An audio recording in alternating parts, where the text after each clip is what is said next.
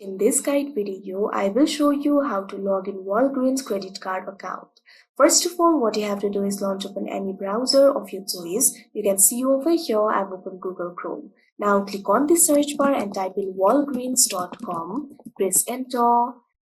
Now once you do that, you can see over here you'll be led to the official website of Walgreens. Initially, you'll be led to this kind of interface. Make sure you're logged into your account. Now over here, you'll be able to find various options. Click on this option, Financial Services. Now you'll be able to find various options over here. Right over here, you'll be able to find the option for myWalgreens credit card. Click on it. Now you'll be led to the myWalgreens credit card interface. You'll be able to find various options over here. You can see if you're pre-qualified. Also, you'll be able to apply for the credit card. But if you're already the card holder, what you have to do is click on this option, Sign in here.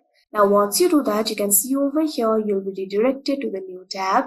From here, you'll be able to access to your account. All you have to do is enter your user ID and password. Click on the field of user ID and enter the user ID over here. Now click on the field of password and enter the password.